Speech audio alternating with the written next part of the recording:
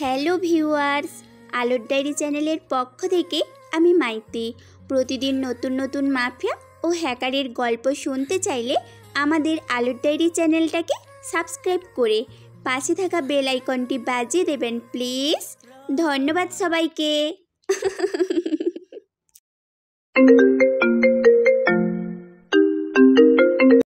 আগে চলো তো আমাদের সাথে, পরে না হয় পুলিশকে জানিও। লোকগুলো বিশ্রী হাসিতে বাণীর ভয়ে প্রাণ যায়। লোকগুলো তাকে টেনে হিঁচড়ে নিয়ে চলে আসে। বাণী নিজেকে ছাড়াতে প্রাণপণ চেষ্টা করছে, অনেকটা ভিতরে চলে এসেছে। না, এভাবে আমি ছেলেগুলোর হাত থেকে বাঁচতে পারবো না। আমাকে যে করেই হোক নিজেকে রক্ষা করতেই হবে। আল্লাহ হেল্প মি প্লিজ। জঙ্গলে মনে মনে কথাগুলো ভাবতে ভাবতে বাণী পা দিয়ে ডান হাত ধরে রাখা ছেলেটার পায়ে জোরে পাড়া দেয়। উঁচু নিচু ছোট বড় পাথরের উপর দিয়ে ঢালু নিচু জমিতে নেমেই চলছিল সবাই তাকে নিয়ে। পাড়া দিতেই লোকটা আহ করে ছেড়ে দেয়। দেরি না করে মুহূর্তে অন্য হাত ধরে রাখা লোকটার হাতে কামড় বসিয়ে দেয়। লোকটাও ব্যথা পেয়ে ছেড়ে দিতেই বাণীর সামনের দিকে দৌড়তে থাকে। লোকগুলো বিষয়টা বুঝতে পেরে বাণীর পিছু ছুটে। দৌড়িতে দৌড়িতে বাণী কোথায় যাচ্ছে নিজেও জানে না। এমন সময় সোনালি আর সে দৌড়ে দুজন প্রতিযোগিতা করতে বিষয়টা এবার কাজে লেগে গেল। ফলে লোকগুলো বেশ খানিকটা পিছে পড়ে গেল। বাণী দৌড়াতে দৌড়াতে ভাঙ্গা পড়া লতা পাতা জড়ানো বাড়িটার কাছে পৌঁছে গেল। সামনে অনেক বড় নদী রয়েছে, ওদিকে আর গেলে যে তার উপায় মিলবে না বেশ বুঝতে পারছে, তাই বাড়িটা লুকানোর প্রস্তুতি নিল। ছেলেগুলোর ভয় থেকে এখন এমন ভাঙ্গা বাড়িতে ঢোকার ভয় নেচোকেই ছোট মনে হলো। অন্য সময় হলে হয়তো বাড়িটায় ঢুকতে তার ভয় লাগতো, এখন লাগছে না। দরজা জানলার নাই ঝোপে ভরে গেছে, অনেকটা বছর ধরে বাড়িটি পড়ে আছে মনে হয়। শোনা যায় পুরনো আমেলের ভূতের ভয়ে বাড়িটির মালিক এখান থেকে তার পরিবার সহ চলে যায়। তারপর থেকে পড়ে থাকতে থাকতে এখন সব নষ্ট হয়ে ছোটখাটো একটা বন তৈরি হয়েছে ঘরটার ভিতর। ভিতরে যেতে যেতে কোথাও কারো করার শব্দ শোনা পেল। কোথা থেকে না শব্দ আসছে। হ্যাঁ, মুখ বেঁধে রাখার পর কথা বলতে চাইলে যেমন শব্দ হয় তেমনটাই হচ্ছে। ভুট্টুর হবে না তো? না হলে হলে হলে হবে। আমি সাহায্য চেয়ে নেব। নিশ্চয়ই আমার মতো এতিম অবলা মেয়েকে দেখে দয়া করে আর ছেলেগুলোকে আমাকে ধরতে আসলে ধুমধাম পিটিয়ে সোজা বানিয়ে দেবে। দেখি, খুঁজে দেখি ভূত নাই কোথাও বসে শব্দ করছে। এইসব ভেবে আরো কিছুটা ভিতরে আসে, তবে দু চোখ সামনে দৃশ্যমান হয় রুমের মাঝে একটা চেয়ারে একটা লোক বাঁধা রক্তাক্ত অবস্থায় মৃত্যুর মুখে ঢলে পড়েছে। তার ঠিক অপোজিটে কালো হুডি পরে একটা লোক সরু চিকন ধারালো ছুরির দ্বারা লোকটার বুকে বারবার ঢুকাচ্ছে আর বের করছে। প্লিজ মেরো না, মেরো না। যখন গলাতে ছুরি দিয়ে টান দিতে যাবে বানি দুই কান চেপে ধরে চোখ খিচে বন্ধ করে চিৎকার দিয়ে ওঠে। সাথে সাথে হুডি পরা লোকটা চমকে ওঠে, হয় দিকে তাকায়। কিছু সময় বানি কোনো শব্দ না পেয়ে চোখ খুলে তাকায়। এ কি, লোকগুলো গেল কোথায়? এখানেই তো ছিল, এখন সামনে কেউ নাই, কোথায় গেল মুহূর্তে? হঠাৎ বাহির থেকে প্রচন্ড চিৎকার কানে ভেসে আসায় ছুটে বাইরে গেল। বড়িটার বাইরে তার পিছু নেওয়া ছেলেগুলো হুড়ি পড়া লোকটাকে ঘিরে ফেলেছে, মারতে আছে লোকটাকে। মুহূর্তে হুড়ি পড়া লোকটা নিজের পা মাটির সাথে ধাক্কা দিয়ে বেশ খানিকটা শুনে ওঠে। দুটো লোককে একসাথে দু পা দিয়ে বুকে লাথি মারে। লোক দুটো বেশ খানিকটা পিছে দিয়ে শুকনো মাটির উপরে পড়ে চিৎকার করে ওঠে। এটা দেখে বাকিগুলো রেগে মারতে আসে, আর লোকটা তাদের প্রতিটা বার থেকে নিজেকে খুব নিপুণভাবে কৌশলে বাঁচিয়ে নিচ্ছে। আর নিজের হাতে ধারালো সুচালো ছুরির দ্বারা ঘুরে যেয়ে গলায় টান দিতে কেটে যাচ্ছে লোকগুলো মাটিতে পড়ে যাচ্ছে, যেন এটাতে সে মজাই পাচ্ছে। বানি যথেষ্ট সাহসী আর মেডিকেলে কাটাকাটির চর্চা থাকলেও চোখের সামনে মানুষ কাটে এভাবে তার সহ্য হলো না। আর নিতে না পেরে অজ্ঞান হয়ে মাটিতে থপ করে পড়ে গেল। শব্দে হুটি পড়া লোকটা তাকালো। সেই সুযোগে মারামারি করা ছেলেটা তার বুকে লাথি দিল। লোকটা বিন্দু মাত্র নড়ল না, তবে ছেলেটাকে মারতে দেরি করলো না। সবাইকে মেরে বাণীর কাছে আসে, কোলে তুলে নিয়ে হাঁটতে থাকে। না, মেরো না। সম্রাট সোনালি সম্রাটের বাবা দ্রুত দৌড়ে কাছে আসে। বাণীর মাত্র জ্ঞান ফিরেছে, তবে সে যে খুন করা দেখেছে সেটাই চোখের সামনে ঝাপসা হয়ে দেখছিল। জন চিৎকার দিয়ে ওঠে, জোরে জোরে শ্বাস নিতে থাকে। সবাই বাড়ির কাছে আসে, মাথায় হাত বুলিয়ে দেয় সম্রাটের বাবা। বানি, আর ইউ ওকে? বনু, তোর কি হয়েছিল? এমন বেহুশ হয়ে রাস্তায় পড়েছিলি কেন? বাড়ির সবার দিকে একবার তাকায়, তারপর সোনালির দিকে তাকিয়েই বলে, কিছু না, এমনি মাথাটা ঘোরাচ্ছিল, মনে হচ্ছিল। তারপর আর কিছু মনে নেই। মনে থাকবে কি করে? তারপর তো তুই জ্ঞান হারালি। ভাগ্যিস সম্রাটকে ফোন করেছিলাম তোর আসতে দেরি দেখে। ওই তো তোকে খুঁজতে গেল, যাওয়ার সময় রোড সাইডে তোকে পড়ে থাকতে দেখে তোর বই খাতা সব ছড়িয়েছিল পাশে। তারপর আমাকে জানায়, তারপর তোকে নিয়ে এখানে আসে। আনতে যখন গিয়েছিল তখন এখানে কেন আনছে? আমাদের বাসায় নিয়ে যেত। রাগে ভাবে বলে বাণী বিছনা থেকে নামে। আমার সব কিছু নিয়ে আয় শোনো, বাসায় যাব। বলছি যে মামুনি, এখন তোমরা দুজনেই থেকে যাও, তোমার শরীরটাও তো ভালো না। কাল যে সম্রাট দিয়ে আসবে তোমাদের। না আঙ্কেল, আমাদের এখনই যেতে হবে। আমার বিশেষ কিছু কাজ আছে, অন্য একদিন আসবো।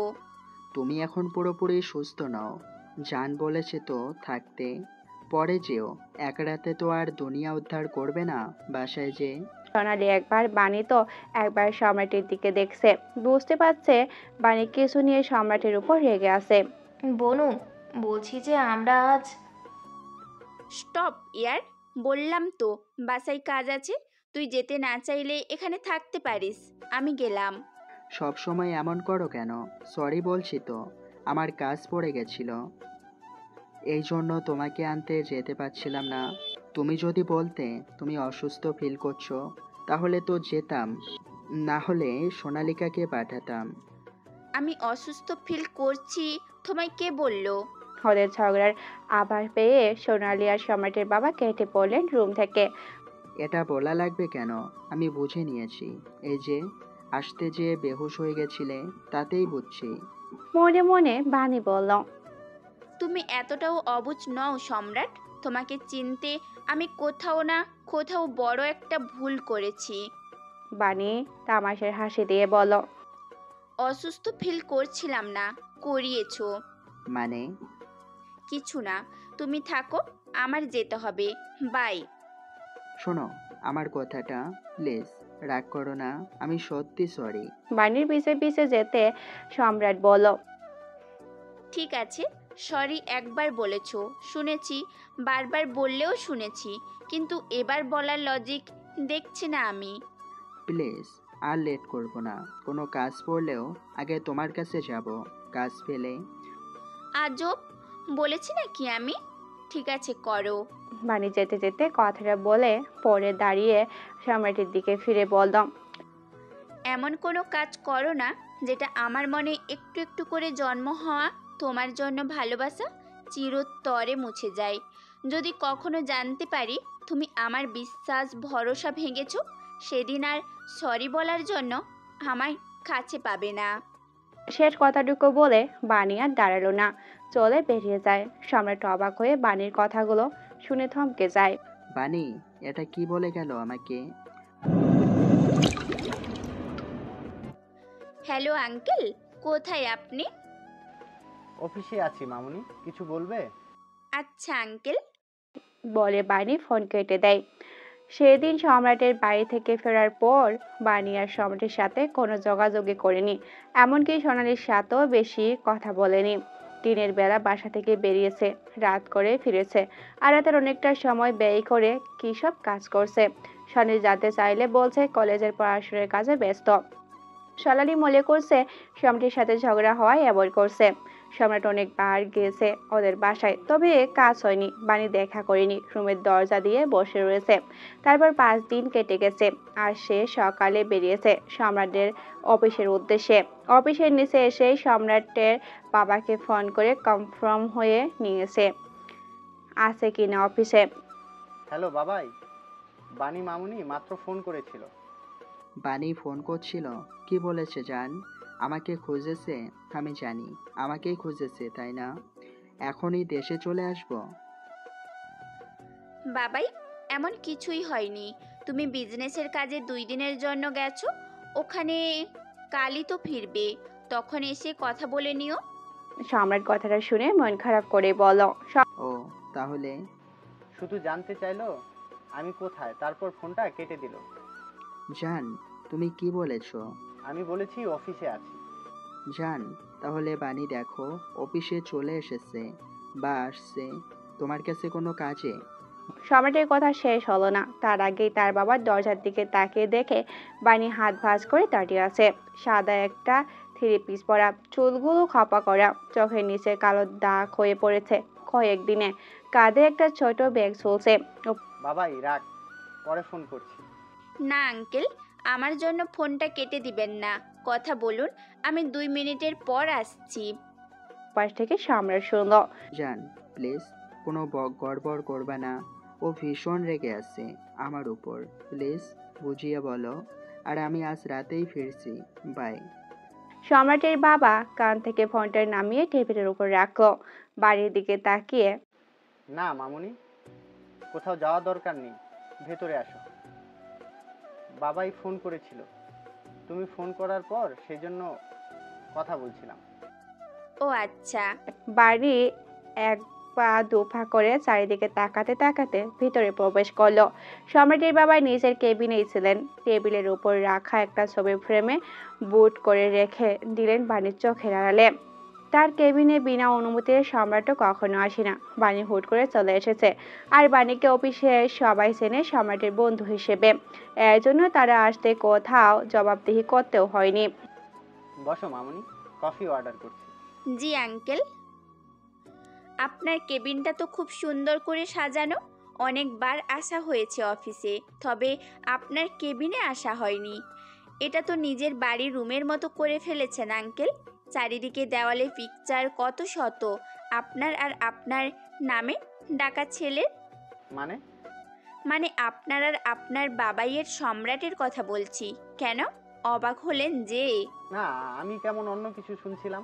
হ্যাঁ, আসলে বাবাই তো বিজনেসের কাজে প্রায়ই দেশের বাইরে থাকে, সেজন্য আমার বেশি সময় অফিসেই কাটে, বাড়িতে যাই না বাবাই না থাকে। সেজন্য ছোটোখাটো বেডরুম আর কেবিন একসাথে, এই জন্য এদিকে হলেন কেউ যে? আসে না। ও আচ্ছা আঙ্কেল, সব দেখছি আপনার আর সম্রাটের ছবি, কোথাও সম্রাটের মাকে দেখিনি যে।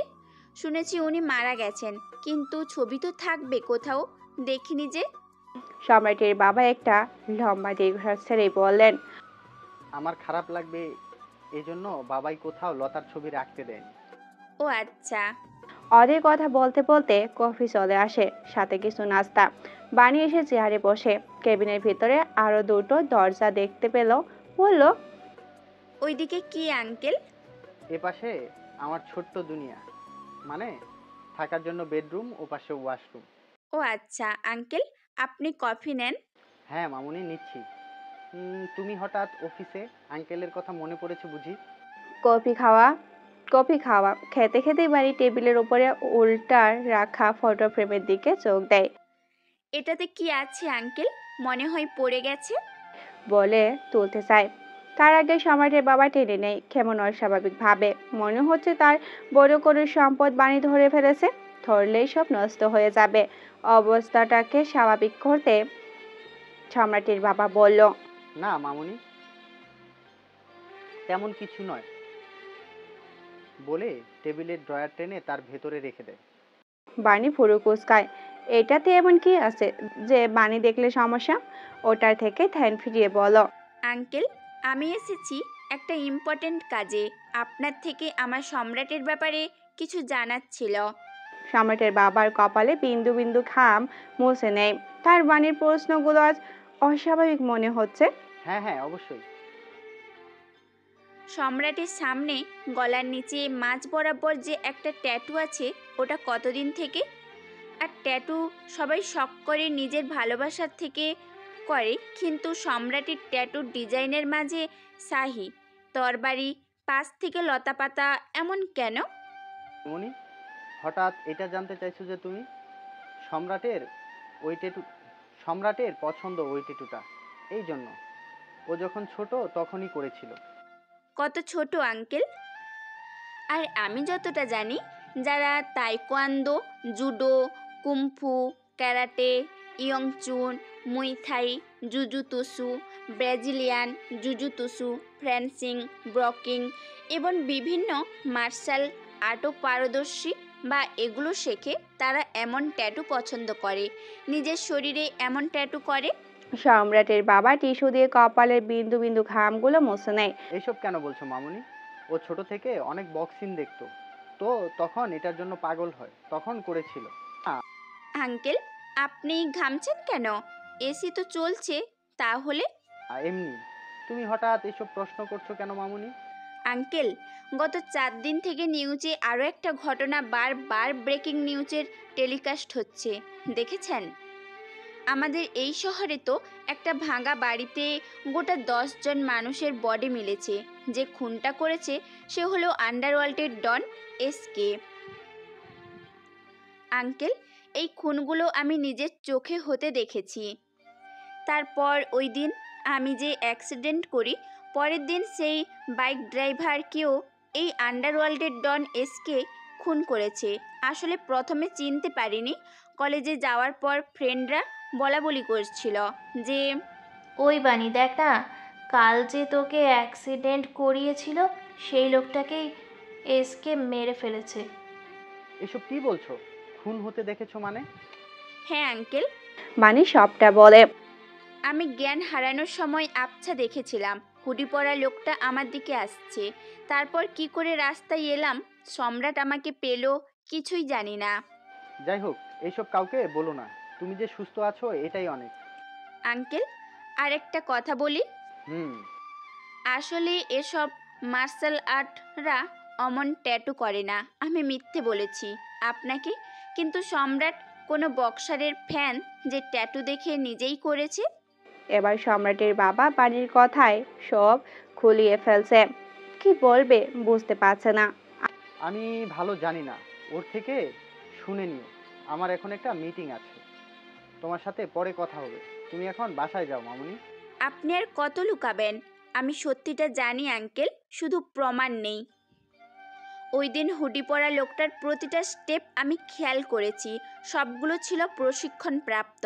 ছেলেটা মার্শাল আর্টে ভয়ঙ্কর পারদর্শী তো বটেই, সাথে বাদ দিন, আমি ওই দিন ছেলেটার মুখ তো হুডির জন্য দেখতে পারিনি, তবে গলার কাছে দেখেছিলাম একই ট্যাটু যেটা সম্রাটের আছে। আমি কি লুকাচ্ছি? এইসব আমাকে কেন বলছো? আর একই টেটু কি সবার থাকতে পারে না? কি বলতে চাও তুমি? আপনারা 3 বন্ধু ছিলেন, আশরাফ, শুভ আর সেলিম। আপনি হন বিজনেসম্যান। শুভ কলেজ লাইফে একটা মেয়ের প্রেমে পড়ে, তার জন্যই তার সাথে একসাথে জার্নালিজমের পড়াশোনা করে বড় নামকরা জার্নালিস্ট হন, বর বউ দুজনেই। আর সেলিম একজন অ্যাডভোকেট হন। আপনার ছোট বোনকে বিয়ে করেন সেলিম, আপনার বন্ধু থেকে বোন জামাই হয়ে যায় অ্যাডভোকেট সেলিম। আপনার 2টা ছেলে সন্তান ছিলেন, শুভ্রেরও একটা ছেলে সন্তান এবং তার ছোট্ট আরেকটা মেয়ে সন্তান ছিল। আপনার বোন আর বোন জামাই সেলিমের প্রথম একটা মেয়ে সন্তান হয়। পরের বার যখন গর্ভবতী হয়, সন্তান প্রসব করার আগেই একদিন রাতে আপনাদের 3 বন্ধুর ফ্যামিলি পার্টিতে আপনাদের ঘরে গ্যাস সিলিন্ডার ব্লাস্ট হয়ে একসাথেই 3 ফ্যামিলি সেখানেই মারা যায়। কিন্তু 5 বছর পর আপনি এবং আপনার একটা ছেলে হসপিটাল থেকে ফেরেন, দুনিয়াকে বোঝান যে আপনারা বেঁচে ছিলেন। কে হয়তো আপনাদের হসপিটালে অ্যাডমিট করেছিল, জন্য বেঁচে গেছেন। তবে দীর্ঘ 5 বছর আপনারা চিকিৎসাধীন ছিলেন, তাই ফিরতে পারেননি বাড়িতে। এসে নতুন করে শুরু করেছেন, আপনার ছেলেকে বড় করতেছেন, পড়াশোনা করিয়ে পাশাপাশি বিজনেস টাইকুন। কি করে আঙ্কেল, কি করে? মিথ্যে, সবই মিথ্যে। কিন্তু সবাই এতটা ঘাঁটেনি, প্রমাণ খোঁজেনি, কারণ তাদের দরকারই হয়নি। আপনি টাকা খাইয়ে সব বন্ধ করে দিয়েছেন। কেন আঙ্কেল, কেন? তখন আপনার ছেলের বয়স ছিল মাত্র 9 বছর, অথচ আপনি যখন ফেরেন, যাকে ছেলে বানিয়ে তার বয়স হিসেব করলে তখন 14 বছর বয়স। বরং যাকে ছেলে বলেছেন সে আপনার ছেলেই নয়, অন্য কেউ। তার থেকেও বড় সত্য, আপনি জন্মগত বাংলাদেশি নন। আপনার পরিবার সবাই বাইরের দেশে। আপনি একমাত্র ছোটবেলায় আপনার দাদুর সাথে বাংলাদেশে আসেন এবং এখানেই থাকতে চান। আপনার দাদু, আপনার পরিবার আপনার জিদের কাছে হার মেনে আপনাকে বাংলাদেশে থাকা পড়াশোনার ব্যবস্থা করে দেন। প্রথম স্কুলে যেই আপনার শুভ এবং সেলিমের সাথে বন্ধুত্ব হয়, সেই থেকেই আপনারা বন্ধু, মৃত্যুর আগ পর্যন্ত। ওয়াও, সেই বন্ধন মানতে হবে। আপনারা পরিবারের সাথে আপনার 2 বন্ধুর নিয়মিত যোগাযোগ থাকায় সেলিমের আপনার বোনের সাথে প্রেম করতে বেশি কষ্ট করতে হয়নি। আপনি এখানে আছেন সেই ভরসায় সেলিমের হাতে আপনার বোনকে তুলে দিতে বেশি একটা আপত্তি জানায়নি আপনার পরিবার। কি আঙ্কেল, সত্যি বলছি তো? ফোনের ওপাশে সম্রাট চোখের পানি ফেলছে। তখন সে লাইনটা কাটেনি, ফোন রেখে দিতে চাইছিল। বাণীর একটু কণ্ঠ শুনবে আশায়। মিটিং রুমে থাকা সত্ত্বেও ক্যান্সেল করে দিয়ে ফোন কানে রেখে অফিসের নিজের কেবিনে এসে বসেছিল। বাণীর সব কথা শুনেছিল নীরবে। এদিকে আশরাফ ধ্যানে পড়ে যায়। সব সত্য কথাগুলো বলছে বাণী, তাদের অতীত টেনে বের করেছে সে। আশরাফের চোখে পানি। আঙ্কেল, আরও গল্প বলবো নাকি? আপনি সত্যটা বলবেন। এই এসকে আর কেউ নয়, বরং আপনারই বর্তমান ছেলে সম্রাট, যে পুরো মাফিয়া দুনিয়া চালায়। গোটা কয়েকটা দেশে নিজের কর্মকাণ্ড চালিয়ে একটার পর একটা মানুষ খুন করে চলেছে। আপনি তাকে এমন ভয়ঙ্কর বানিয়েছেন, আপনি ওকে এমন হিংস্র অমানুষ তৈরি করেছেন 5 বছর লোকচক্ষুর আড়াল থেকে। আর কি কি শুনতে চান আপনি? আমি বাণী, আমি মেডিকেল পড়লেও কোথা থেকে দুষ্টু লোকেদের খোঁজের বার করার শক্তি পাই জানি না। বাইরের ঘটনা যখন তুড়িতে সলভ করি, এটা তো আমার ভালোবাসা, আমার জীবন মরণের প্রশ্ন। আমি কি করে চুপ করে থাকি? বাকিটা বলবেন নাকি আমি পুলিশে যাব? কারণ আমি যা জানি সব ধোঁয়াশা। কেন এমন করেছেন ওকে? কেন এই অন্ধকার পথে হাঁটতে শিখিয়েছেন? তার পেছনের কারণ, ভেতরের কারণগুলো আমি জানতে চাই। কেন করেছেন এমন? বলেন, উত্তর দেন। আশরাফ নির্বাক হয়ে বাণীর দিকে তাকায়। হঠাৎই চোখ ছোট করে নিতে থাকে, পড়ে যেতে নেয়। আঙ্কেল! জান, ফোনের ওপাশ থেকে সম্রাট চিৎকার করে ওঠে। বাণীর চিৎকার শুনে সে বুঝে ফেলছে তার জানের বিপদ সংকেত। ফোন কানে রেখে অফিস থেকে দৌড়ে বেরিয়ে আসে। সবাই অবাক, প্লাস জানতে চাইলো কিন্তু পারেনি। গাড়িতে বসে নিজে ড্রাইভ করতে থাকে। আঙ্কেল, কি হয়েছে আপনার? আঙ্কেল! বাণী অনেক চেষ্টা করে চেয়ারে বসাতে সক্ষম হয়। মেডিকেল স্টুডেন্ট বলে কথা, এত সহজে সে তার আঙ্কেলের কিচ্ছু হতে দেবে না। নিজের সাধ্যমতো প্রাথমিক কিছু কাজ করে নিতে নিতে সিকিউরিটি ডেকে নেয়, অতঃপর হসপিটালে অ্যাডমিট করে। সম্রাট প্রাইভেট জেটে করে দ্রুত পৌঁছে যায়। টেবিলে এসে দেখে বাণী তার বাবার কেবিনের সামনে দাঁড়িয়ে ডাক্তারের সাথে কথা বলছে এবং ডাক্তারের হাতে কিছু পেপার, সেগুলো কি সব দেখাচ্ছে। সম্রাট নিজেকে আর কন্ট্রোল করতে না পেরে বাণীকে টেনে ঠাস ঠাস করে দুটো চর বসিয়ে দেয়। বাণী হুট করে এমন কিছু আশা করেনি। বাণীর কাছে মনে হলো পুরো হাসপাতাল তার চরের ঝনঝনি শব্দ শুনতে পেয়েছে। মুখ জ্বলে উঠছে মুহূর্তে। ডক্টর ভয় প্লাস অভাগে হা হয়ে আছে। বাণীর মুখে হাত দিয়ে সোজা হয়ে দাঁড়াতেই সম্রাটকে দেখে ভয় আটকে ওঠে। চোখ দুটো অসম্ভব লাল হয়ে আছে, চুলগুলো উস্কো খুস্কো, টাই ঢিলে হয়ে ঝুলছে, উপরের কোট কোথায় ফেলে আসছে কে জানে। পায়ে জুতো নেই, খালি পায়ে শার্টের উপরে বাটন কয়টা খোলা। পকেটে রাখা ফোনটা বারবার ভাইব্রেট হচ্ছে, আবার কেটে যাচ্ছে। এক এলোমেলো সম্রাটকে সে দেখতে পাচ্ছে। সম্রাট হুঙ্কার ছেড়ে বলে ওঠে, এক এলোমেলো সম্রাটকে সে দেখতে পাচ্ছে। সম্রাট হুঙ্কার ছেড়ে বলে ওঠে, how gave you permission to talk to my জান about all this? How dare you treat my জান লাইক দ্যাট? সম্রাটের চিৎকার ডাক্তার সহ বাণী কেঁপে ওঠে, ভয়ে চুপসে যায়। এমন রূপ সে কখনো দেখেনি সম্রাটকে। সবসময় শান্ত সম্রাটকে দেখে অভ্যস্ত বাণী, তাই এমন বিহেভে মানতে তার একটু সময় লাগছে। কাঁপা কাঁপা কণ্ঠেই বলে, সম্রাট, আমি বুঝতে just shut up. You don't know that is hypertensive patient. Sorry Samrat. সম্রাটের বাণীকে জাস্ট সহ্য হচ্ছে না, চোখ বন্ধ করে নিয়েই বলল, get out of here, otherwise I will do something. বাণীর মনে একটু সাহস জুগিয়ে বলল, আমি একটু সময় থাকি না প্লিজ, কিচ্ছু বলবো না। বলে সম্রাট আবার চিৎকার করে বলে ওঠে। গো। বাণীর ভয় পেয়ে কাঁদতে কাঁদতে দৌড়ে হসপিটাল থেকে বেরিয়ে আসে। ততক্ষণে ওখানে হসপিটালে অনেক ডক্টর এবং স্টাফ এসে জমা হয়েছিল। সম্রাট সবার দিকে তাকাতেই সবাই কেটে পড়ে। আবার সম্রাটের বাবাকে দেখা ডক্টরও ভয়ে কাঁপছে। সম্রাট খেয়াল সেদিকে না দিয়ে সোজা নিজের বাবার কেবিনে ঢোকে।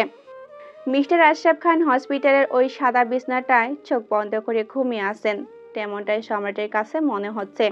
হাতের সেলাইন চলছে ধীর গতিতে। সম্রাট চোখের পানি ফেলছে নীরবে, অন্য পাশে বসে হাতটা নিজের হাতের ভিতরে নেয়। সরি জান, আমার জন্য আবার তোমাকে কষ্ট পেতে হলো, আবারও পুরনো স্মৃতিগুলো তোমার মনে করতে হয়েছে। I am extremely sorry. আমি তোমার খেয়াল রাখতে পারিনি আমি কথা দিয়েছিলাম তোমায় সব কিছুর প্রতিশোধ আমি নেব, কিন্তু এখনও আমি সম্পূর্ণ করতে পারিনি তোমাকে দেওয়া কথা। হাত ধরে বসে থাকে সম্রাট। কিছু সময় আশরাফ খান একটু নড়ে ওঠায় সম্রাট তাকায়, তার বাবার জ্ঞান ফিরেছে। সম্রাট ডাক্তারকে ডাক দেয়। জান, তুমি ঠিক আছো? কোথাও কষ্ট হচ্ছে না তো? কোথায় কষ্ট হচ্ছে আমাকে বলো। আশরাফ খান ছেলেকে তার জন্য বিচলিত হয়ে দেখে কথা বলার চেষ্টা করে। আমি ঠিক ঠিক আছি বাবাই। না, একদম ঠিক নাই তুমি। দেখেছো, আমি একদিন হলেও গেছি। তুমি কি হাল করেছো নিজের। আমার যাওয়াটাই ভুল ছিল, না হলে তোমায় সাথে করে নেওয়া উচিত ছিল। সম্রাটের আহ্লাদি আদর মাখা কথায় আশরাফের ঠোঁটে এক চিলতে হাসি ফোটে। ততক্ষণে ডাক্তার এসে ভয়ে দূরে দাঁড়িয়ে আছে। সম্রাট খেয়াল করে বলে ওঠে, আপনাদের কি ওখানে দাঁড়িয়ে থাকার জন্য ডেকেছি নাকি? ডক্টর তার সাথে দুটো নার্স এসে দ্রুত আশরাফ খানের প্রেশার চেক করে। অন্যজন পার্সোডের দেখছে, তো ডাক্তারটাও তাকে চেক আপ করে নেয়। ভয়ের কিছু নাই স্যার, ওনার প্রেশার নর্মালে এসেছে, বাকিটা ওষুধে ঠিক হবে। নিয়মিত ঔষধ না দিলে পরিবর্তিতে সমস্যা হতে পারে। আর ছোটোখাটো একটা থেকে ফিরেছে।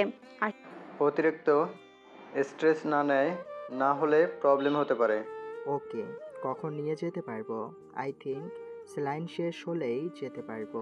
ইয়েস। আশরাফ খান উঠতে চাইলেন, সম্রাট ধমক দিয়ে শুয়ে রাখছে। ডক্টরের দায়িত্ব দিয়ে সে বেরিয়ে পড়ে। বাইরে গাড়ি দাঁড় করানো।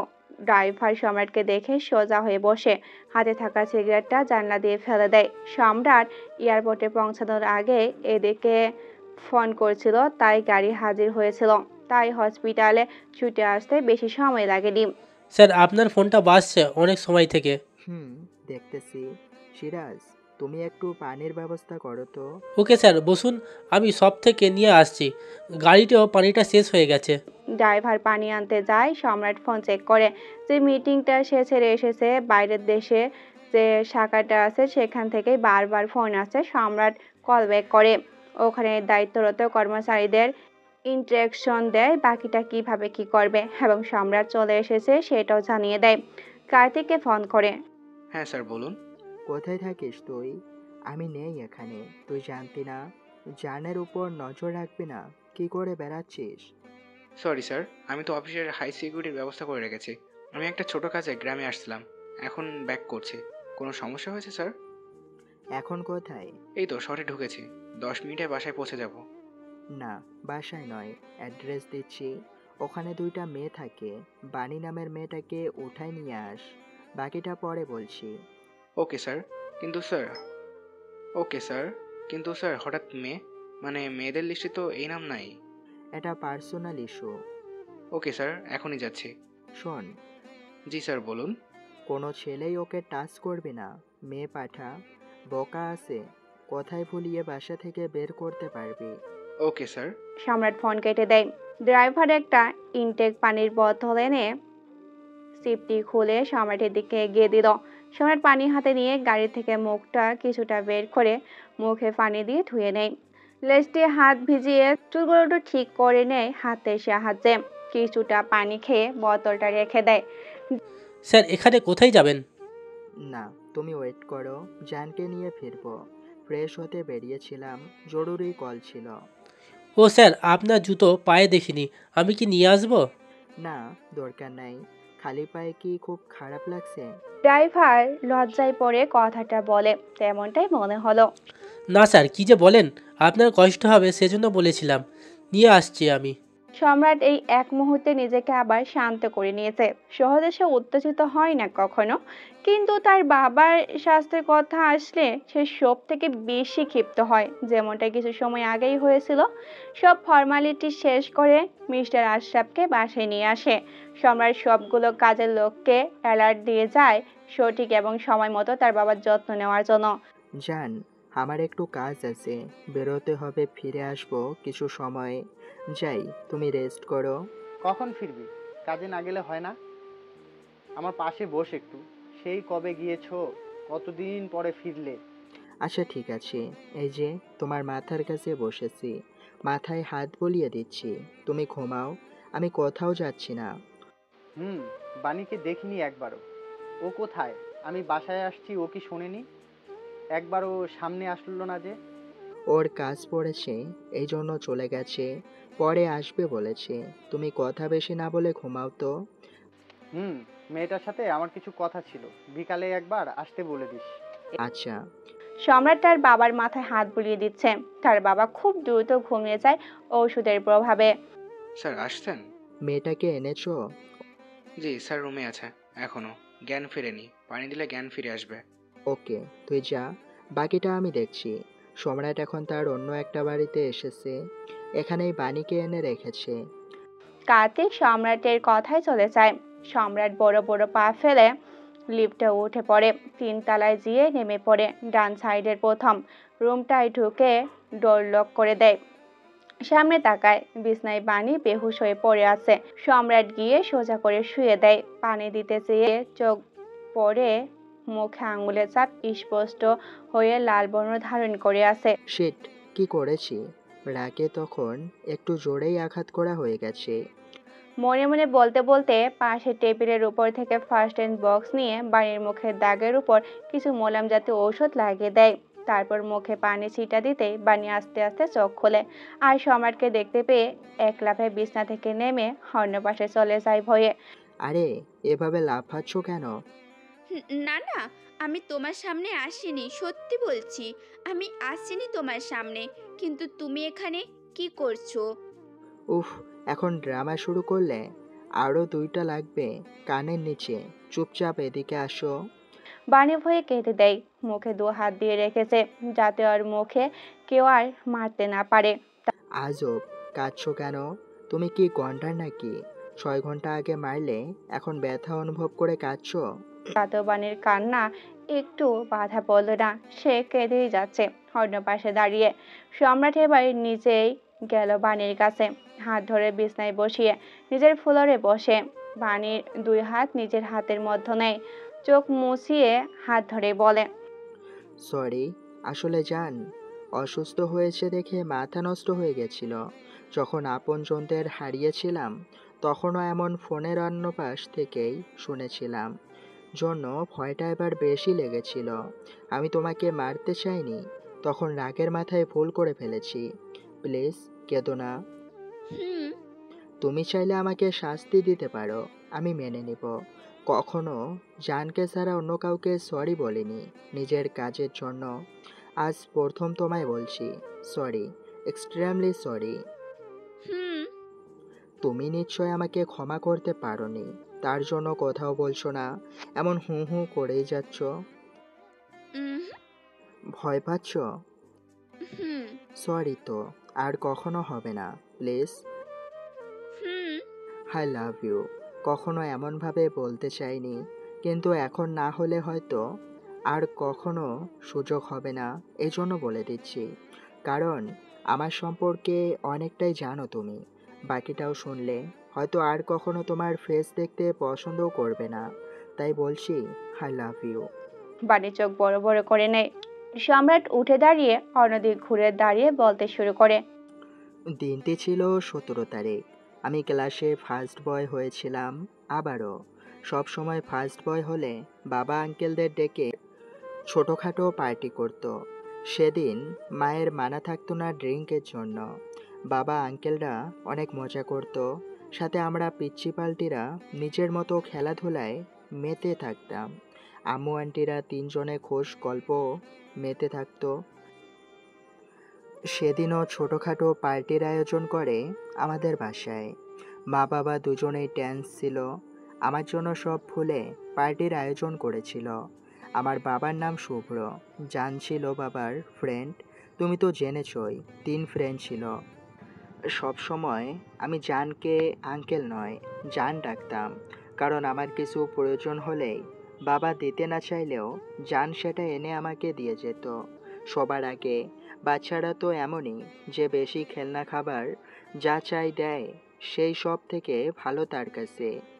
আমার আর মৌমিতার সব থেকে ক্লোজ এবং ভালো আঙ্কেল ছিল জান, এজন্য এজন্য জান ডাকতাম। সেদিন সবাই আমাদের বাসায় পৌঁছে যায় রাত 8টার দিকে। সেলিম সেলিম আঙ্কেলও চলে আসে অফিসের পথে। শুধু সেলিম আঙ্কেলের ওয়াইফ বাসায় থেকে যায়, জানের বোন তিনি। সে সময় কি সেলিম, একলা এসে পড়লি যে? বোন কোথায়? আর মামুনিরা কোথায়? আমার মৌটা কোথায়? হ্যাঁ, তো তুই একলা কেন? বোন কোথায়? উফ, তোরা কি আমাকে একটু রেস্ট দিবি না? অফিসে গেলে চোর পুলিশ প্রমাণ দিল, এসব দেখতে দেখতে চোখ ধাঁধা লেগে যায়।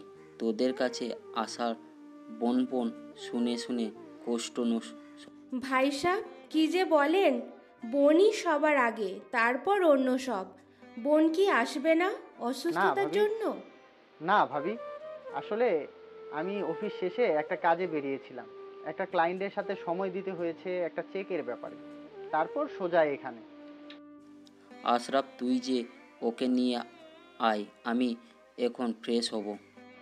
আগে বললে এত সময় চলে যেতাম। আচ্ছা বস, তোরা গল্প কর, আমি বোনকে নিয়ে আসি, তারপর ডিনার করলেই হবে।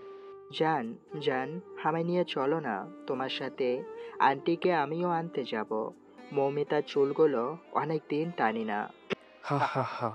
পাগল ছেলে, ওদের না জ্বালালে কি তোর পেটের ভাত হজম হয় না বাবা? মা, কি যে বলো না। মৌয়ের অমন কান্না দেখতে বেশ লাগে। দেখো না, চুল ধরলে কেমন ফ্যা ফ্যা করতে থাকে, আর বাবার কাছে নালিশ দেয়। খুব দুষ্টু হয়েছিস, ওরা এখন বড় হচ্ছে বাবা, এমন করতে নেই। আচ্ছা বাবাই, চলো, এখানে দাঁড়িয়ে জ্ঞান শোনার মানেই হয় না। আমরা দুই বাবা ছেলে ওদের নিয়ে আসি। হুম, চলো। তুমি ছাড়া আমায় কেউ বোঝে না জান। তুমি আমার আসল বাবা, এরা সবাই পচা। হা হা হা। তারপর আমি আর জান দুজনে বেরিয়ে পড়ি। সময় যেহেতু অনেক আছে আর রাস্তাটাও অনেক, সেজন্য খুব বেশি জোরে ড্রাইভ করছিল না জান। দুজনে হাসি মজা গল্প করতে করতে যেতে থাকি। অনেক লম্বা রাস্তাটা পার করে যখন আন্টির বাসায় পৌঁছাই, আমাদের আত্মা কেঁপে ওঠে। গেটে 2 সিকিউরিটির লাশ পড়ে আছে। আমরাও ঢুকেছি। অন্য পাশে 4-5টা গাড়িও বেরিয়ে যায়। আমি ভয়ে কেঁদে দিই। বাবাই কাঁদে না, ভয় নেয়। আমি আছি, চলো তো আন্টি কোথায় দেখি। দুজনে এক প্রকার দৌড়ে ঘরের ভেতরে যেতেই চারপাশে রক্তের ছড়াছড়ি দেখে আমি ভয়ে কাঁপছি। আঙ্কেল আমাকে রেখে পাগলের মতো তার বোনকে ডাকতে থাকে আর সব ঘর খুঁজতে থাকে, কোথাও নেই। আমি মৌমিতাকে ডাকতে থাকি, বাড়িটা নিস্তব্ধ। জান তখন পাগল প্রায়। হঠাৎ জানের ফোন বেজে ওঠে। কাপা হাতে রিসিভ করতেই স্পিকার এমনি অন হয়ে যায়। অপাশ থেকে বাবার আর্তনাদ, চিৎকার করে উঠি। জান আমায় জড়িয়ে ধরে। শুভ্র, কি হয়েছে? এমন করে কথা বলছিস কেন শুভ্র? কি হয়েছে? বোনকে কোথাও পাচ্ছি না, সব রক্তে ভেসে আছে। ওপাশ থেকে বাবা বাধা কণ্ঠে বলে, আমার হাতে সময় নেই, যা বলছি মন দিয়ে শোন। তোকে যে প্রজেক্টের কথা বলেছি ওটা সব আমরা সম্রাটের কাছে পাবি। সম্রাট জানানোর ওর কাছেই আছে। আমি জানতাম কিছু হবে, তবে সবার সাথে এমন করবে সেটা জানতাম না। আমার হাইড ক্যামেরায় আছে, যাতে সব রেকর্ড হয়ে আছে। আমি রেখে যাচ্ছি। বুলবুলি তো তুই সম্রাটকে নিয়ে পালিয়ে যা, ওর তোদের মেরে ফেলবে জানতে পারলে। মাফ করে দিস বন্ধু, আমার জন্য সব আজ। বাবা কেঁদে ওঠে। কি হচ্ছে? তুই এমন করছিস কেন? বল না রে। তারপর সব নিশ্চুপ। ব্লাস্টের শব্দ শুনতেই ফোন কেটে যায়। আঙ্কেল অসাড় হয়ে যায়। আমি ধাক্কা দিতেই ধ্যান ফেরে। জান, কি হয়েছে ওখানে? বলো না জান, কি হয়েছে বাবার?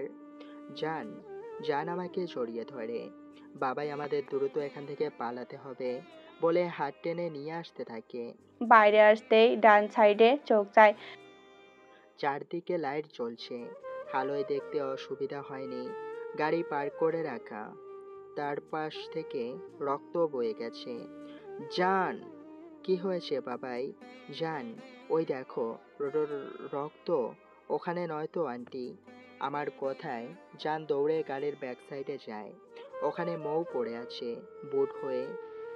মৌ? জান, মৌ এমন করে শুয়ে আছে কেন? তখন জানের ধ্যান ফেরে। একটার পর একটা শক খেয়ে জানের প্রেশার বাড়ে। সেদিন প্রথম মৌকে তুলে নেয়। মনে হচ্ছিল দৌড়াতে গেছিল, কিন্তু গাড়ি পার্ক করার জন্য হালকা উঁচু করে ফ্লোরে করা ওখানে বেঁধে পড়ে যায়। আর মাথা পড়ে ফেটে রক্তের স্রোত যাচ্ছিল। মৌ বেহুশ হয়ে পড়েছিল। জান দ্রুত কোলে তুলে নেয়। আশেপাশে দেখে, আবার আমাকে হাত ধরে এক হাতে মৌকে নিয়ে বেরিয়ে আসে। গাড়িতে বসে দ্রুত ড্রাইভ করছে। আমার কোলের উপর মৌ শুয়ে আছে। কাচ্ছি দুজনে। তখন ওটাও ছোট নয়, 14 বছর বয়স। বুঝতে অনেকটাই শিখেছি। প্রথমে হয়তো এমন বাস্তবতার শিকার হয়েছিলাম জন্য একটু অবুঝ হয়ে গিয়েছিলাম, আর অনেকটা ভয় পেয়েছিলাম। জান কাছাকাছি হসপিটালে যায়। মৌকে ভর্তি করে, আমাকে বসিয়ে রেখে বেরিয়ে যায়। ময়ের রক্ত দরকার, না হলে বাঁচানো যাবে না। তখন আমার কান্নাকাটি অসহায় মুখ দেখে ওখানে রোগী দেখতে আসা এক মহিলার হয়তো দয়া হয়। সেই নিজের থেকে রক্ত দিতে রাজি হয়। তার রক্তে মৌয়ের প্রাণ বাঁচে। প্রায় ভোরের দিকে জান ফেরে। আমি মৌয়ের পাশে বসে ঝিমোচ্ছি। লাইফে ফার্স্ট সেদিন রাতে অমন জায়গায় বসে রাত কাটাতে হয়েছিল। আরও কিছুটা শিক্ষা হলো। বাবাই? জান, তুমি এসেছো? হ্যাঁ রে বাবাই, আমি আসছি। বলতে বলতে জান ফ্লোরে হাঁটু ভাঁজে বসে আমায় জড়িয়ে ধরে। সে কি কান্না! কখনো দেখিনি আমি জানকে এমন রূপে কান্না করতে। আমারও কান্না পায়। আমিও কাঁদতে থাকি জানের সাথে। আম্মু! দুজনেই কান্না থামিয়ে মৌয়ের কাছে যাই। মামুনি? বাবাই ডাক্তারকে ডাক দাও। মামনির জ্ঞান ফিরেছে। হুম। দৌড়ে যেয়ে ডাক্তারদের ডাকতে থাকি। অনেকক্ষণ পর ডাক্তার বের হয়। আমি তাকে সাথে করে নিয়ে আসি। রুমে আসতে দেখি জান মৌকে শান্ত করার চেষ্টা করছে। মৌ চিৎকার করছে।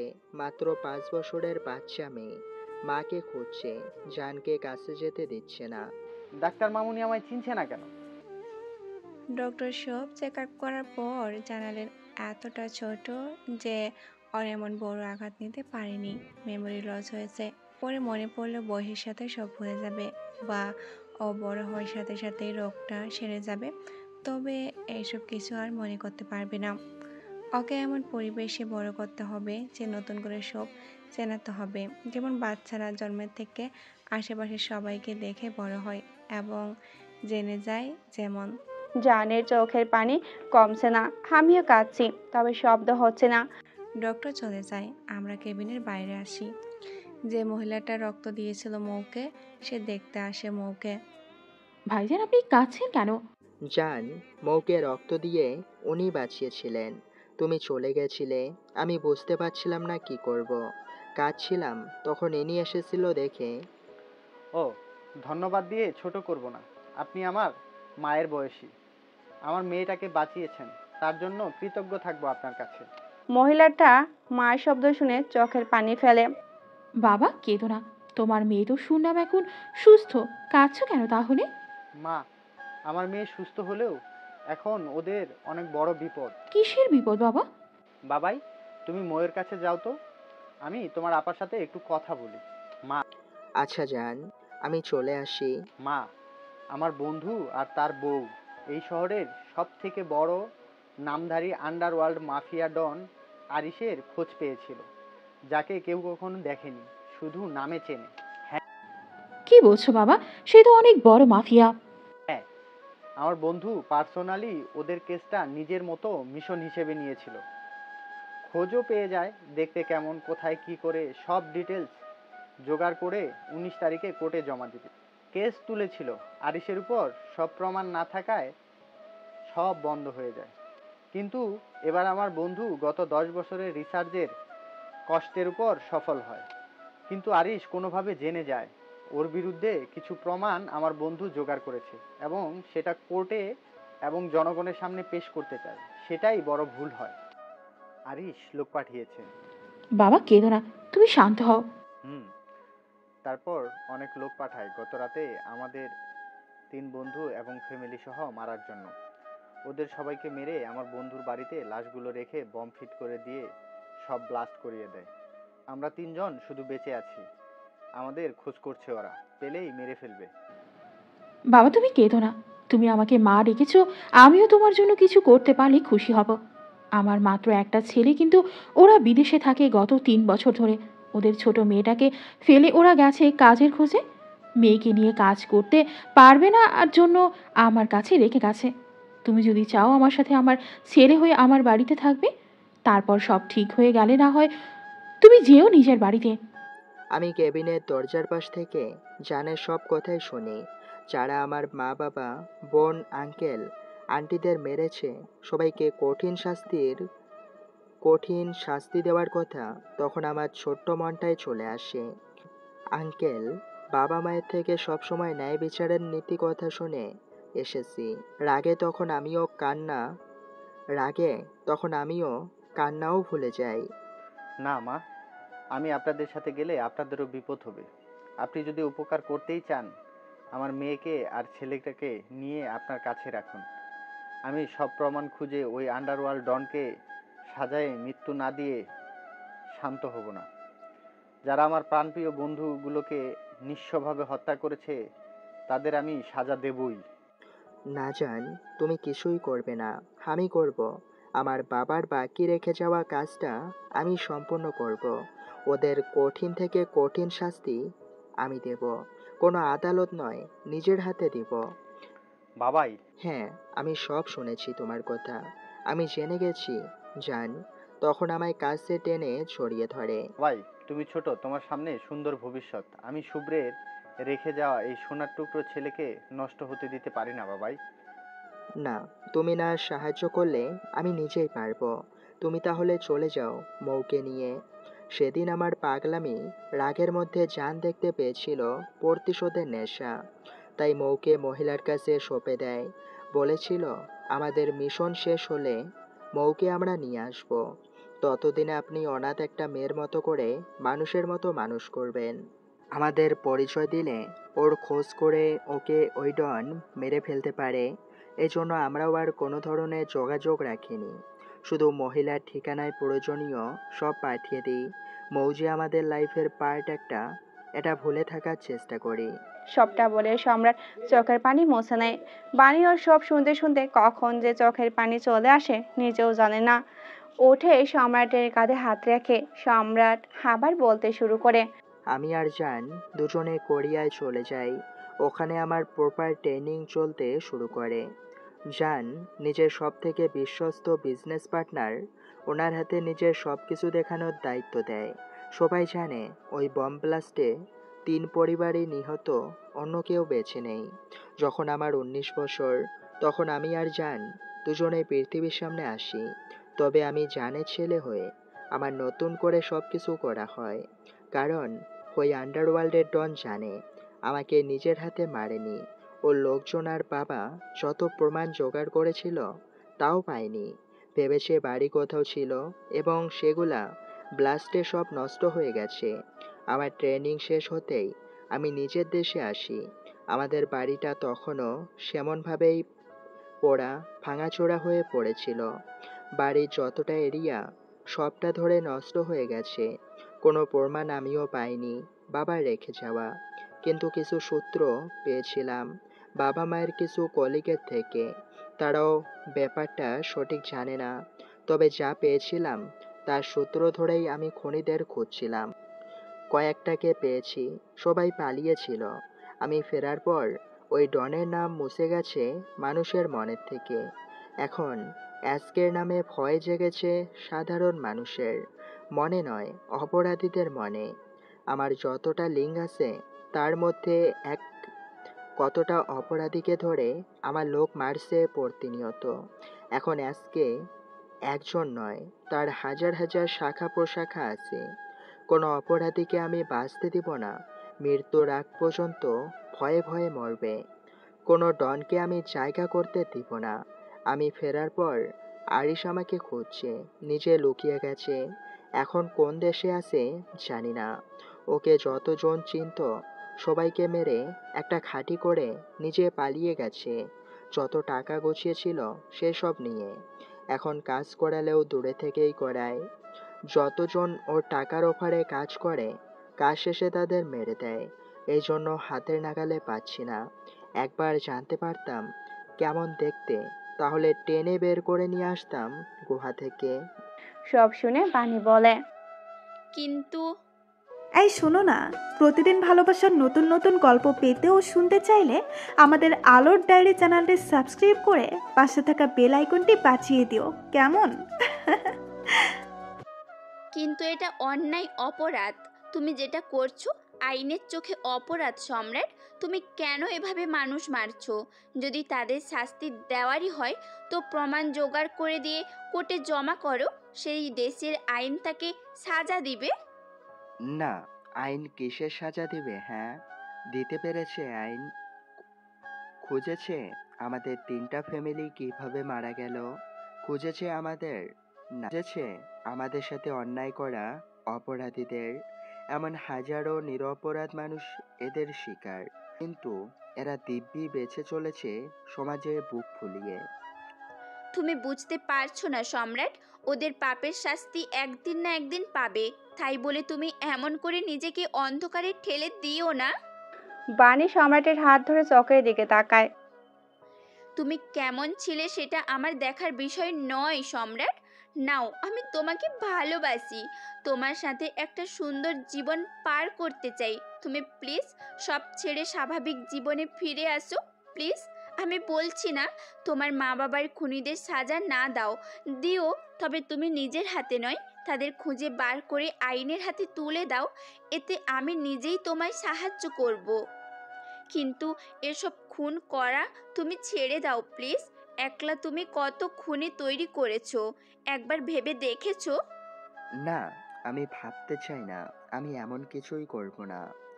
আমি তোমাকে বলবো না তুমি আমার কাছ থেকে যাও, কিন্তু যদি তুমি থাকতে চাও সত্যটা জেনে আমার পাশে থাকবে সব সময়। কিন্তু আমি এসব ছাড়তে পারবো না। কথাটি বলে অনেক সময় বানির দিকে তাকায়। বানি উত্তর করে না। সম্রাট বুঝে গেছে সম্রাট এমন থাকলে বানি তার সাথে থাকবে না, তাই বলে, তুমি চলে যেতে পারো, দ্বিতীয়বার আর আমাদের সামনে আসবে না। খুন করে ফেলবো তাহলে। বলে সম্রাট গটগট করে রুম থেকে বের হয়ে যায়। বানি চোখের পানি মুছে হাঁটতে হাঁটতে বের হতে যাবে, হুট করে সম্রাট কোথা থেকে সামনে চলে আসে।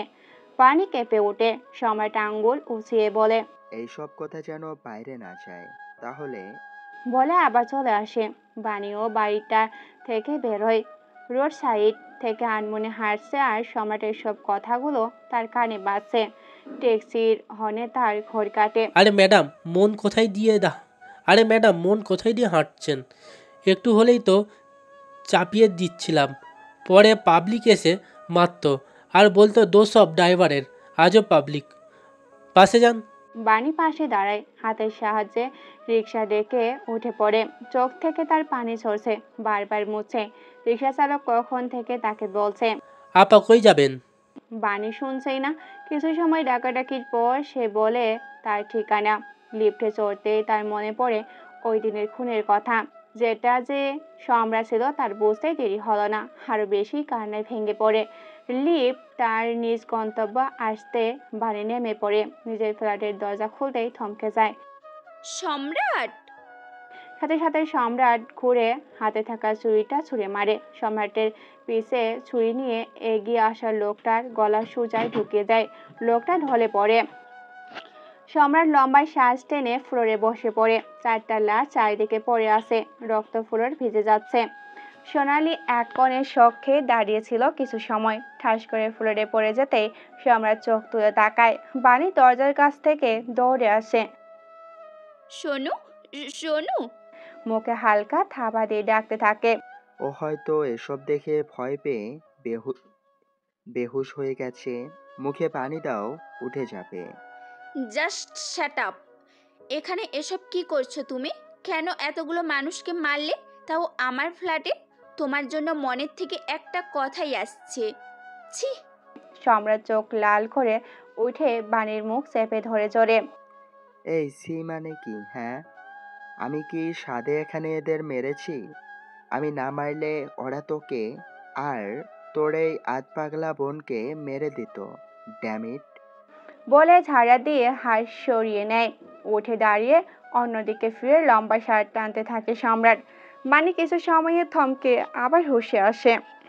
প্লিজ ওকে ধরে অন্য রুমে নিয়ে দাও, আমি একলা পারছি না।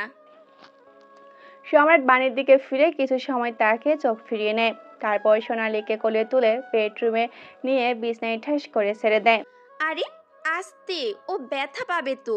সম্রাট সেদিকে কাঁধা দিয়ে পাশের সোফায় বসে পকেট থেকে ফোন বের করে। কার্তিক, এখানে 4টা লাশ পড়েছে, সরানোর ব্যবস্থা কর। বলেই ফোন কেটে দেয়। বাণী সোনালীর মুখে পানি দিতে দিতে বলে, বাহ, কি সুন্দর খেলা তাই না? মারবে আর লুকাবে, মারবে আর লুকাবে। শোনো, সত্য কখনো চাপা থাকে না। রুমের বাইরে, এমনকি এই ফ্ল্যাটের প্রতিটা কোনায় কোনায় সিসি ক্যামেরা আছে। রুমের ভেতরও আছে, তবে সেটা আমাদের কন্ট্রোলে, বাইরেরটা মালিকের কন্ট্রোলে। তাই কিভাবে কি করবা শুনি? সম্রাট যেন কথাটা কানেই নিল না। তুমি কি আমার কথা শুনতে পাওনি? আরে আমি কি কালা নাকি? এত জোরে বলার কি আছে? শুনেছি তো। আজব তো, এমন ঠান্ডা হয়ে বসে আছো কিসের জন্য শুনি? আমি এখানে ঢোকার সময় সিসি ক্যামেরা নিজের চোখ বন্ধ করে নিয়েছিল। যাওয়ার সময়ও বন্ধ করেই নিবে, ব্যাস। মানে এত সহজ? আরে থাম। সাথে সাথেই সোনালী বাণীকে ছেড়ে দু হাতে মুখ চেপে ধরে। এই, এর মুখ এখনই বন্ধ করতে বলো, না হলে আমি করে দিব। আর আমি করলে কি হবে বুঝতে পারছো? সাথে সাথেই সোনালী বাণীকে ছেড়ে দু হাতে মুখ চেপে ধরে। এমন ভাব যেন শব্দ করতেই যাচ্ছে না, কিন্তু শব্দ নিজের থেকে বের হচ্ছে, তাই হাত থেকে আটকে রাখছে। বাণী সোনালীকে শান্ত করে। সোনালী ভয়ে কাঁদতে থাকে। সামনে সোফায় বসে সম্রাট পায়ের উপর পা তুলে ফোনে কি সব করে যাচ্ছে। মনেই হচ্ছে না কিছু সময় আগে সে তার সামনে 4টা খুন করেছে। বনু, এই লোকটা মানুষ নয়, খুনি ভূত। তুই বিশ্বাস কর, একটু আগে আমি কলিং বেল বাজাতেই ভেবেছি তুই আসছিস, তাই ডোর খুলে দেখি ও এখন উল্টাপাল্টা চুলে, চোখ দুটো লাল করে দরজার পাশে হাত রেখে দাঁড়িয়ে আছে। ভয়ে সরে আসি। ও ভিতরে এসে কিচেনে যায়। তার মধ্যে হুড়মুড় করে 4 জন ছেলে ঢোকে। আমাকে এমন করে ছুরি দিয়ে মারতে যায়, ভয়ে চোখ বন্ধ করে নিই। পরে যখন চোখ খুলি, হ্যাঁ হ্যাঁ, তারপর দেখি লোকটার গলার ঠিক এখানে দেখা যাচ্ছে, এখানে সরু চিকন ছুরি ঢুকে আছে। লোকটার হাতে থেকে ছুরি পড়ে যায় আর লোকটাও পড়ে যায়। আর ও কিচেনের দরজায় দাঁড়িয়ে ডান হাতে পানি খাচ্ছে। বল, কে মারলো লোকটাকে? ও তো ডান হাতে পানি ছিল, বা হাতে মারা যায়? তাও ও তো দূর থেকে। ও একটা ভূত, সত্যি বলছি। তারপর বাকি 2টা লোক ওর দিকে যায় ওকে মারতে, আর ও ওই 2টোকে মারতে থাকে। তুই জানিস না, পাশের টিভির টেবিলে পা বাঁধিয়ে ও শূন্য উঠে গিয়েছিল। এমন করে লোক 2টোকে মারছিল, ঠিক কোরিয়ান চায়না ফিল্মে যেমন দেখা যায়, অমন হু হা কী সব করে না, অমন টাইপস, আই সোয়ার। তখন আবার তুই এসে ডাক দিতেই আর বাকি লোকগুলো, হ্যাঁ হ্যাঁ, ও একটা কুড়ি ভূত, বিশ্বাস কর, আমি সত্যি বলছি। সোনালির বিবরণে বাণী মুচকি হাসে, এমন শুষিয়ে শোনেও, কারণ সোনালির বর্ণনাটাই ছিল হাস্যকর। তুই হাসছিস? একে বের করে দে। না না, ভূতদের যে পুলিশ আছে তার কাছে ধরিয়ে দে। তোর তো সব পুলিশদের চেনা থাকে। সব ঠিকই ছিল, কিন্তু এই ভূতদের পুলিশের ব্যাপারেটা ঠিক বুঝলাম না।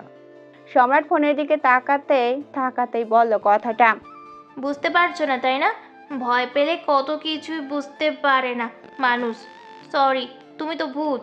আমাদের মানুষ রাজ্যে অন্যায় করলে যেমন পুলিশ আছে, তোমাদের ভূত রাজ্যে নেই, তাদের ডাকতে বলছি। এসে জেলে নিয়ে গেলে বুঝবা। তোমার এই মেন্টাল বোনের সাথে থাকো কি করে? হ্যাঁ, বলে সম্রাট উঠে দাঁড়ায়।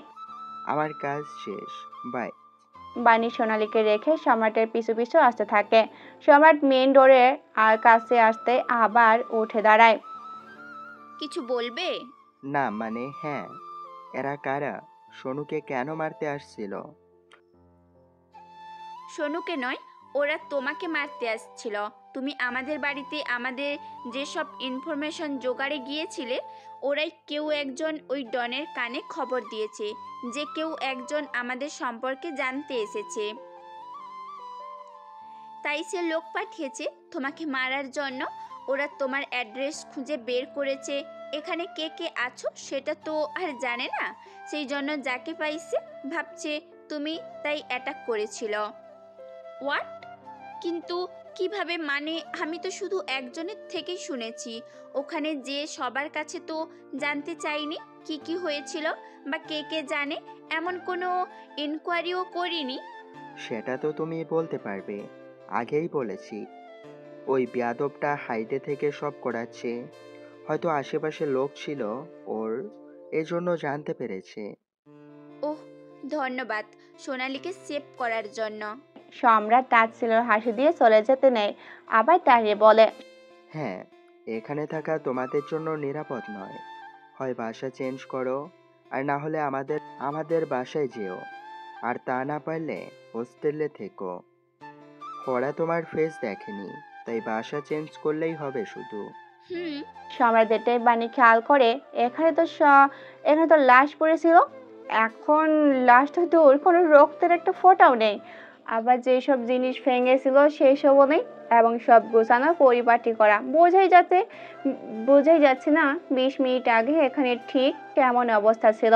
বাণী বুঝতে পারে সব সম্রাটেরই কাজ বাজ, তবে এতটাই নিপুণ হাতের কাজে পাশের রুম থেকেও বুঝতে পারেনি যে এখানে লোক এসে এসব করে যাচ্ছে। আজব ছেলে। বাণী সোনালীর কাছে আসে। সোনালী ভয়ে আছে, বাণীকে দেখে জড়িয়ে ধরে কেঁদে দেয়। বনু, এখানে থাকবো না, আজই চলে যাব গ্রামে। পরে নতুন বাসা নিয়ে সেখানে উঠবো। ও বলে গেল আবার কারা মারতে আসতে পারে আমাদের। তোকে কতবার বলেছি লুকিয়ে কথা শুনবি না, যেটা তোর জানা প্রয়োজন নয় সেটাই তোর থেকে লুকানো হয়, তাহলে সেটা শোনার জন্য এমন করিস কিসের জন্য শুনি? সরি। রাখ তোর সরি। আমার খুব ক্ষুধা পেয়েছে, দেখি কিছু খাবার, তুই হাত মুখ খেয়ে পানি দিয়ে আয়। এত টেনশনে তোর ক্ষুধা পায় কি করে? হ্যাঁ, অদ্ভুত। আরে আজব, টেনশন কি না খেয়ে থাকলে কমে যাবে নাকি? তাহলে তো দেশে আর খাবারের অভাব থাকতো না, তাই না? তুই ওকে কিছু বললি না? সব কি হলো আমাদের সামনে? ও খুন করলো। ওর নাম শুনলে তাহলে কি করবি? মানে? মানে ও হলো সেই আন্ডারওয়ার্ল্ডের ডন এসকে। হোয়াট? ভয় পেয়ে যায় সোনালি আবারও। কি বলছিস তুই? তাহলে তো পুলিশে জানাতে হবে। একদমই না, পুলিশে জানালে ও তোকে চিড়ে রেখে দিবে। আমার বোন বলে দেখবে না, ওর পাওয়ারের ক্ষমতা তো দেখেই নিয়েছিস, আর বাকিটা বিভিন্ন প্রতিবেদনে পড়েছিস। কিন্তু আমি তো ভীতু, তুই তো সাহসী। তুই চুপ করে আছিস কেন? ওর ভয়ে চুপ করে থাকা মেয়ে যে তুই নস সেটা আমি জানি। বাণী সোনালির দিকে তাকে মুচকি হাসে। ঠিক ধরেছিস। তাহলে শোন, সবটা বলে সম্রাটের সম্পর্কে এবার বল আমাদের কি করা উচিত? এতটুকু বলতে পারি যে no one is born a criminal, circumstances make him criminal after he was born. Right, তুই রেস্ট কর, আমি ফ্রেশ হয়ে কিছু খাবো, তারপর আঙ্কেলকে দেখতে যাব দুইজনে। কিন্তু আমার না কেমন ভয় করছে। পাগলি, তুই অনেক সাহসী হয়ে গেছিস। স্যার, ওদের মেরে না ফেলে ধরে রেখে সত্য বের করা যেত না? ওরা নিজেরাও জানে না ওদের কে পাঠিয়েছে। জাস্ট আননোন নাম্বার থেকে কল আসছে, কোথাও যেয়ে টাকা রিসিভ করতে বলেছে। টাকা নেওয়ার পরে ওদের বলা হয়েছে অ্যাড্রেস দিয়ে যে এখানে যাকে পাবে মেরে আসো, বাকিটা আরও টাকা পাবে। ব্যাস, ওরাও লোকাল গুন্ডা, এত টাকা একসাথে লোভ সামলাতে পারেনি, আর মৃত্যুর কাছে চলে গেছে। সবগুলো কাজ ও লোকাল চোর গুন্ডা টাইপদের খুঁজে খুঁজে করাচ্ছে। তার মানে আমার নেটওয়ার্ক এখনো ওর সামনে খুবই ছোট, যার জন্য ওর পর্যন্ত পৌঁছাতে পারছি না আমি। স্যার, চিন্তা করবেন না, কতদিন লুকাবে, আমরা ঠিক ধরে নেব। এখন তুই বাণীর ফ্ল্যাটে কড়া নজর রাখার ব্যবস্থা কর। ওরা শিফট না হওয়া পর্যন্ত মেয়ে যে ঘাড়তেরা, আমি জোর করলে মোটেই কথা শুনবে না, উল্টা হাঁটবে। স্যার, আপনি একটা মেয়ের সম্পর্কে কথা বলছেন, তার ক্যারেক্টার জানেন, এটা ভাবার বিষয়। চুপচাপ কাজে যাও তো। স্যার, আমিও খবর রাখি কার ফ্ল্যাটে অনেক রাতে যাওয়া আবার বেরোনো, বেশ কয়েকদিন থেকে। সম্রাট চোখ গোল গোল করে কার্তিকের দিকে তাকায়। কার্তিক মুচকি হাসে, তারপর সম্রাটও হেসে দেয়, কারণ এটা সত্যি। সম্রাট প্রায় বাণীর ফ্ল্যাটে যায় অনেক রাতে, যখন বাণী ঘুমিয়ে যেত। এক নজর দেখতে আবার চলে আসতো চুপি চুপি। আঙ্কেল কেমন আছেন এখন? আলহামদুলিল্লাহ ভালো মামুনি, তোমরা দুজন কেমন আছো? আমরা ভালো আছি আঙ্কেল, কিন্তু এই ইয়াং আঙ্কেলটা এত অসুস্থ কেন হয়েছে? কি যে বলো মামুনি, আমি ঠিক আছি, একদম পারফেক্ট। বসো তোমরা। রফিক, কফি আর নাস্তা দাও মামুনিদের। না না আঙ্কেল, লাগবে না, আমরা আজ গ্রামে যাচ্ছি, যাওয়ার আগে আপনার সাথে দেখা করে গেলাম। হ্যালো ভিউয়ার্স, আগামী পর্বে আপনারা দেখবেন বাণী আর সোনু দুজনে গ্রামে যাবে।